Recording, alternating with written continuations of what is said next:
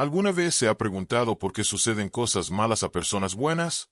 Hoy, le invito a sumergirse en una de las historias más profundas y conmovedoras de toda la humanidad. La historia de Job. Imagine perder todo lo que ama, y aún así mantener la fe. Esto no es simplemente un relato antiguo. Es un viaje impactante que desafía nuestras convicciones más profundas. Descubra los misterios que rodean la vida de Job, un hombre que enfrentó lo inimaginable, aún así, permaneció firme. Acompáñenos y vea cómo esta historia milenaria continúa resonando de manera poderosa en nuestras vidas hoy en día.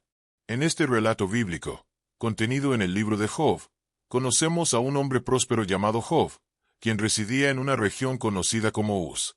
Job tenía una familia numerosa y poseía enormes rebaños. Era un hombre íntegro, justo y profundamente comprometido en llevar una vida recta, manteniendo una relación disciplinada y devota con Dios. En la tierra de Uz vivía este hombre llamado Job. Era intachable y honesto. Temía a Dios y se apartaba del mal.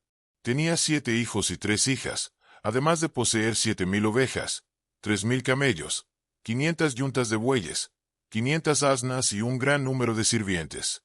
Era considerado el hombre más próspero de todo el Oriente.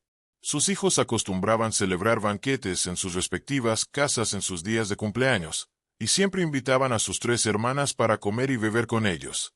Al concluir cada periodo de celebración, Job realizaba un ritual de purificación por sus hijos.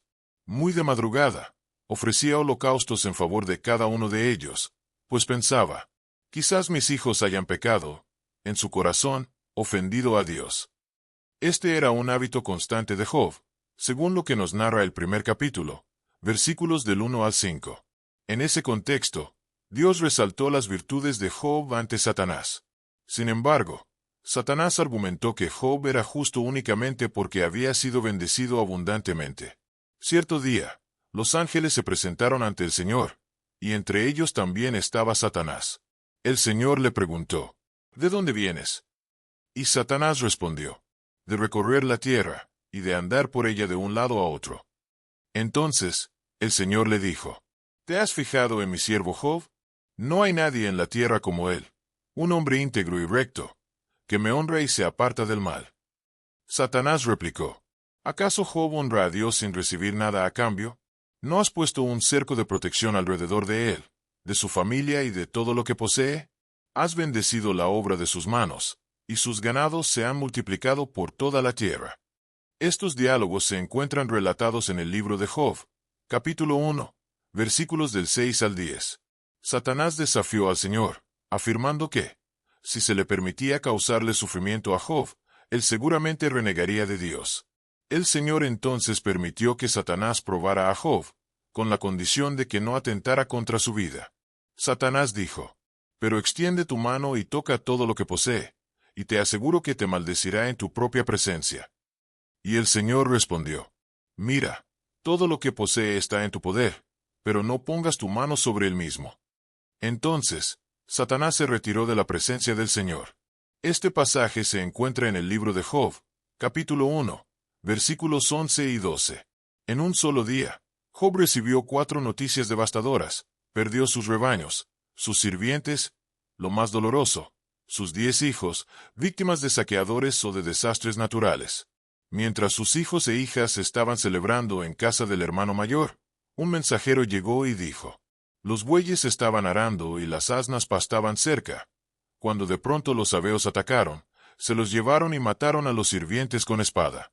Solo yo logré escapar para traerte la noticia. Aún estaba hablando este mensajero, cuando llegó otro y dijo, un fuego de Dios cayó del cielo y consumió las ovejas y a los sirvientes.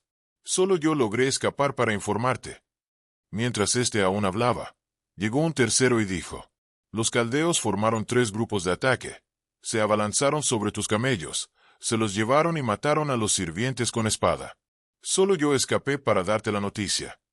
Y aún hablaba este último, cuando llegó un cuarto mensajero, diciendo, tus hijos e hijas estaban celebrando y bebiendo vino en casa del hermano mayor, cuando de pronto un viento fuerte vino del desierto, golpeó las 4 esquinas de la casa, y ésta se derrumbó sobre ellos.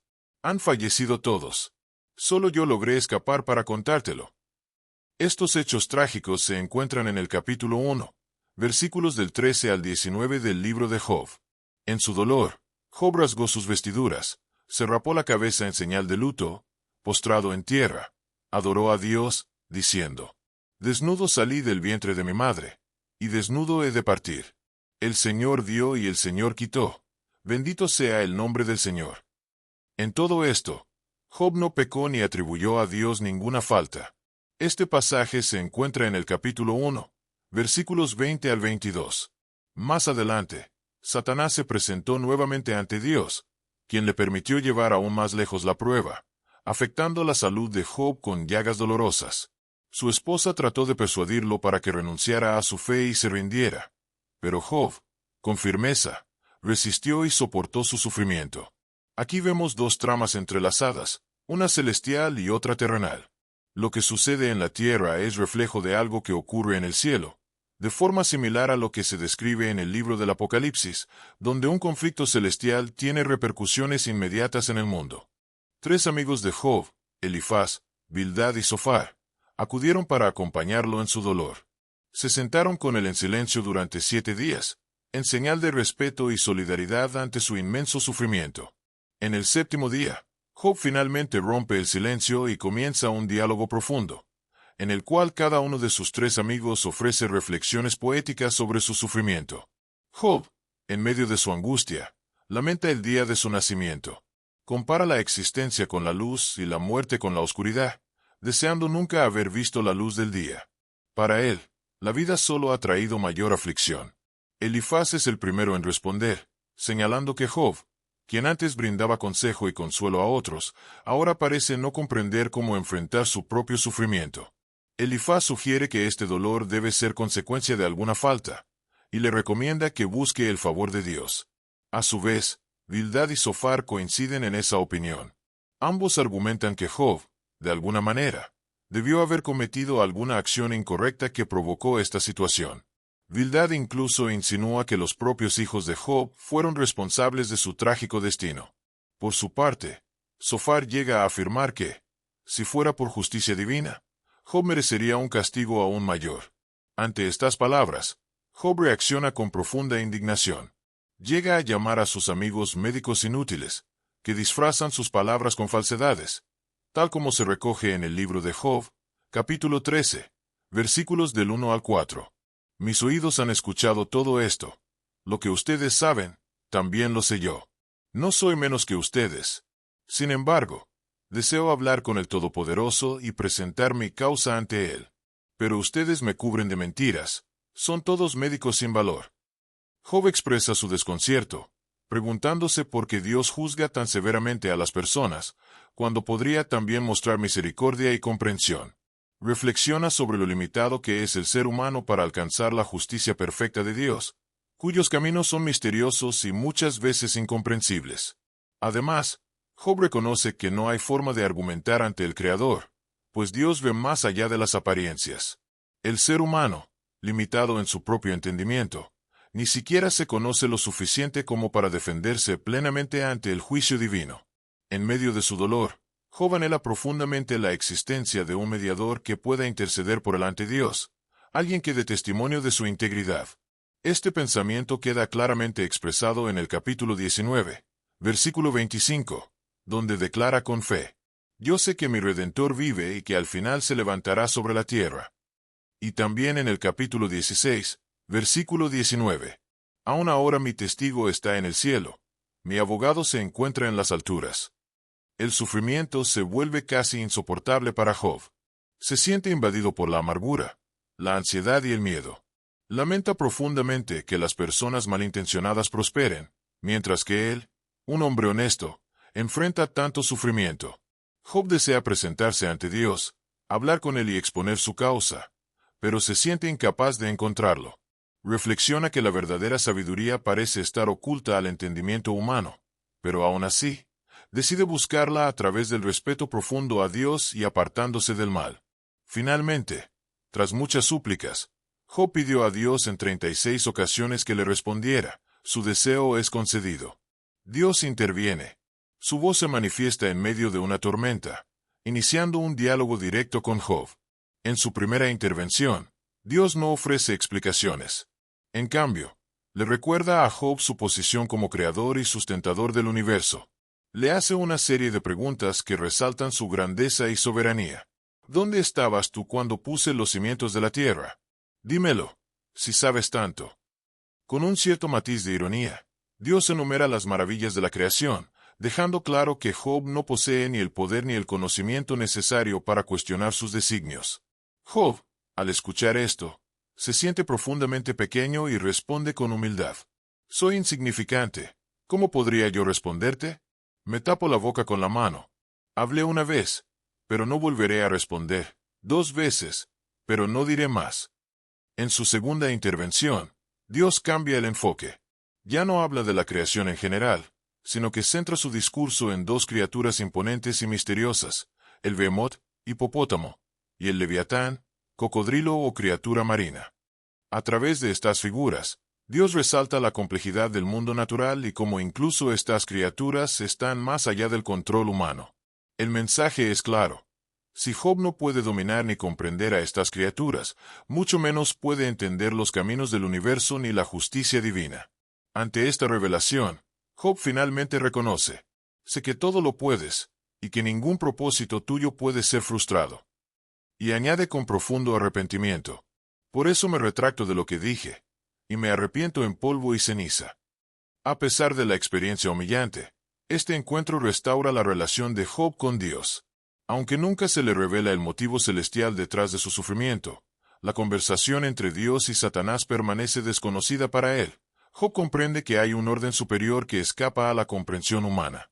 En el epílogo, el texto regresa a la prosa. Dios restaura por completo la vida de Job. Le concede nuevamente 7 hijos y 3 hijas, además de duplicar sus bienes materiales, bendiciéndolo mucho más que antes. Sin embargo, Dios también reprende severamente a los 3 amigos de Job, diciendo: no han hablado correctamente de mí, como lo ha hecho mi siervo Job. Este detalle es fundamental. Significa que los discursos de los amigos no deben ser tomados como enseñanzas válidas sobre el carácter de Dios. Un aspecto profundamente significativo es que, en ningún momento, Dios le revela a Job el motivo real de sus sufrimientos ni la existencia de aquella conversación inicial con Satanás. Job debía aprender a confiar en Dios, incluso sin comprender sus propósitos. Es importante destacar que, desde la perspectiva del pueblo judío del Antiguo Testamento, este libro refleja una comprensión limitada del concepto de eternidad. La visión sobre el más allá y la vida eterna se desarrollaría de manera más completa solo con el tiempo, especialmente en la tradición cristiana posterior.